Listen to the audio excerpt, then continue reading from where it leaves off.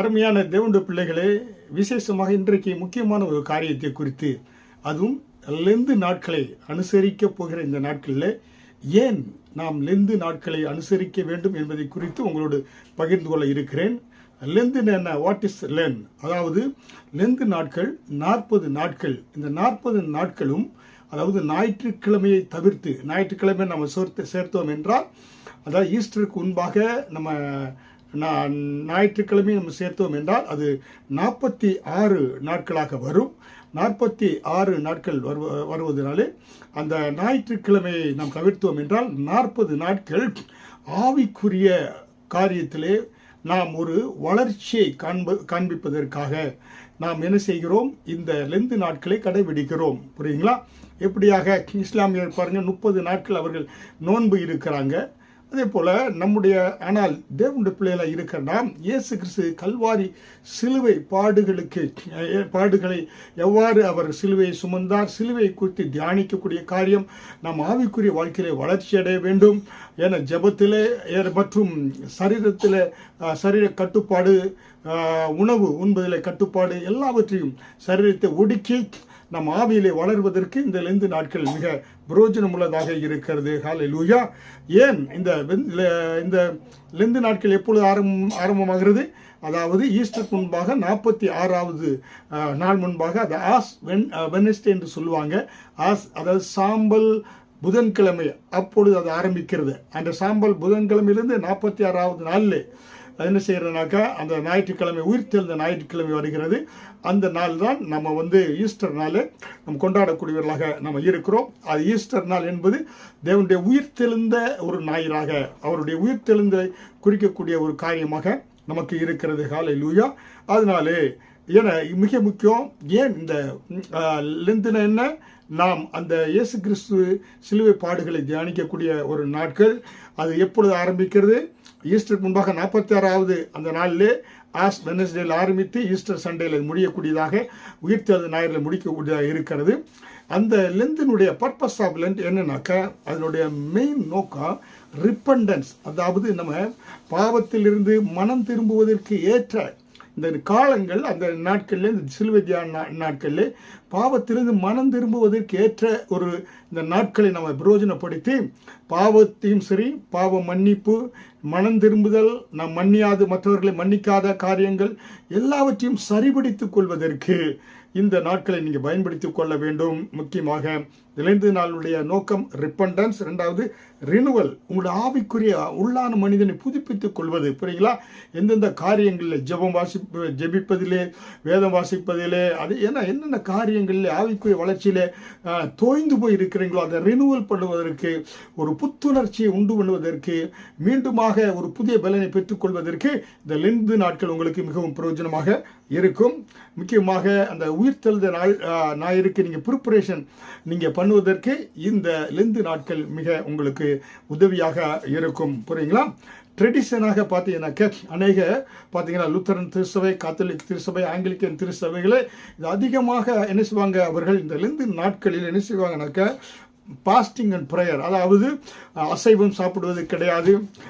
சில நம்ம ரோமன் கத்தோலிக்க சகோதரிகள் பார்த்தா பூசூட மாட்டாங்க, ஏன்னா அசைவ உணவுகள் சாப்பிட மாட்டாங்க. இப்படியாக பாஸ்டிங் ப்ரேயரில் சில உணவுகளை தான் எடுத்துக்கொள்வாங்க. அது அப்படியாக இந்த நாட்களை அவங்க அனுசரிப்பார்கள். அதே போல் இன்க்ரீஸிங் ஒரு ப்ரேயர், இப்போ ஜெபத்தை இந்த நாட்களில் கூட நீங்கள் அதிகமாக கூட்ட வேண்டியது மிக அவசியமாக கூட்டுவார்கள். அதை அப்படியாக கடைபிடிப்பார்கள். மற்றவர்களுக்கு கொடுப்பதில் சேரிட்டி, மற்ற கொடுப்பதில் அவங்களுக்கு ஜெனராசிட்டி, கைண்ட்னஸை இந்த நாட்களில் அதிகமாக காண்பிப்பார்கள் இந்த லெந்து நாட்களிலே.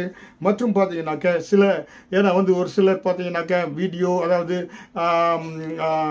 சோசியல் மீடியா இல்லை சினிமா மற்றதெல்லாம் பார்ப்பதெல்லாம் இந்த நாட்களை தவிர்த்து அவர்கள் இந்த லெந்து நாட்களை அனுசரிக்கக்கூடியவர்களாக இருக்கிறார். ஒவ்வொரு கிறிஸ்தவ அந்த டினாமினேஷனில் ஒவ்வொரு விதமாக அவர்கள் என்ன செய்கிறாங்க, இதை கடைபிடிக்கக்கூடியவர்களாக இருக்கிறாங்க. புரியுங்களா? முக்கியமாக இந்த லெந்து நாட்களில் முக்கியமான நாட்கள் என்னன்னாக்கா கீ டேட்ஸ் டூரிங் லென்த்தில் முக்கியமான நாட்கள் ஆஸ் வெனஸ்டே, அதாவது நாளை தினத்தில் நமக்கு என்ன ஆகிறது, இது ஆரம்பமாகிறது 46வது அந்த நாள். இது நாளை தினத்தில் 46வது நாள் ஈஸ்டர் நாள். அதனால் இந்த ஆஸ் வெனஸ்டே வந்து அந்த நாட்களில் அது ஆரம்பமாகக்கூடிய ஒரு நாளாக அது இருக்கிறது. அதான் லெந்து நாட்களுடைய ஆரம்பமாக இருக்கிறது.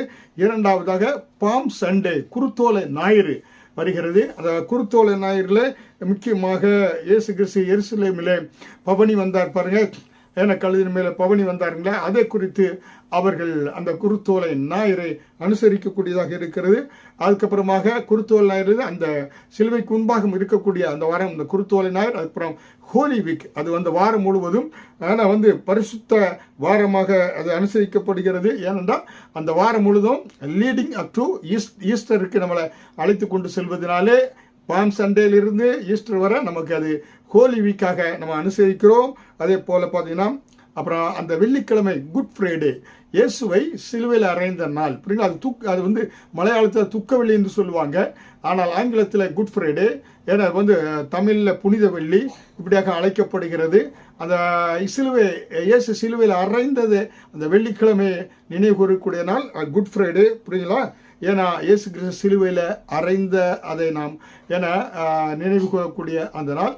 அப்புறமாக பார்த்தீங்கன்னாக்கா ஈஸ்டர் சண்டே, இயேசு கிறிஸ்து உயிர் தெளிந்த அந்த ஞாயிறை கொண்டாடக்கூடியதான் ஈஸ்டராக நம்ம அனுசரிக்கிறோம். புரியுங்களா, அதனால இந்த நாட்களிலே நம்ம லெந்தை அனுசரிக்கக்கூடிய நாட்களில் ஏன் லெந்து, எதற்காக லெந்தினுடைய முக்கியத்துவம் என்பதை குறித்து நாம் பார்த்தோம்.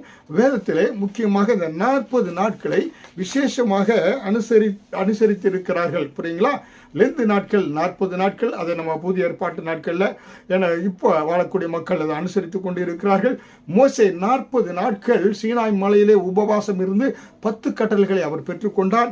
இயேசு கிறிஸ்து 40 நாட்கள் வனாந்தரத்திலே வனாந்தரத்தில் சோதிக்கப்பட்டார்.